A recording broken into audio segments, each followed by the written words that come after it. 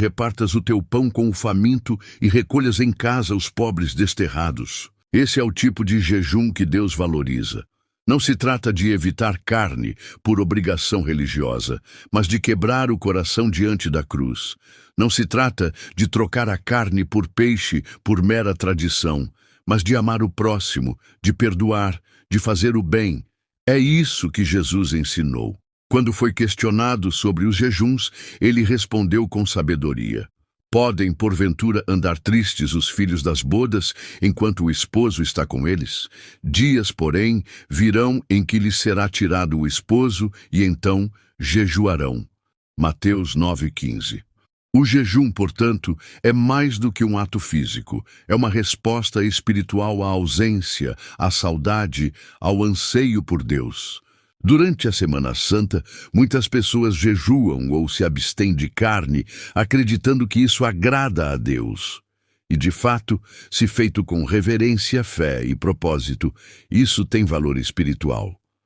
Mas o problema está em transformar isso em uma obrigação universal, em um peso religioso que oprime ao invés de libertar.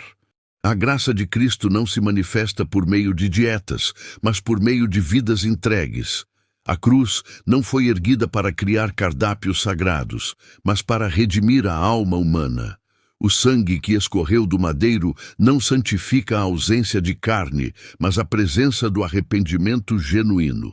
Quando Paulo escreve aos Colossenses, ele adverte contra uma religiosidade enganosa que se baseava em rituais, regras humanas e aparências de santidade. Em Colossenses 2:16-17, ele diz: Portanto, ninguém vos julgue pelo comer ou pelo beber, ou por causa dos dias de festa, ou da lua nova, ou dos sábados, que são sombras das coisas futuras, mas o corpo é de Cristo. Ele reforça: essas coisas têm, na verdade, aparência de sabedoria em devoção voluntária, humildade e disciplina do corpo, mas não têm valor real contra os impulsos da carne. Colossenses 2:23. A essência está em Cristo e não nos ritos. Jesus, ao instituir a ceia, não falou sobre o que não deveríamos comer, mas sobre o que deveríamos lembrar. Fazei isto em memória de mim, disse ele, partindo o pão e oferecendo o cálice. A ceia simboliza a entrega de Cristo, a nova aliança, o sangue derramado, o corpo partido. O foco está no amor que se deu e não na carne que se evita. A Semana Santa é, antes de tudo, um convite ao arrependimento, à contemplação da cruz, à renovação da fé. Reduzi-la a uma abstinência alimentar é empobrecê-la, é transformá-la em um fardo que Cristo nunca colocou sobre os ombros dos seus. Isso não significa, porém, que os costumes devam ser desprezados.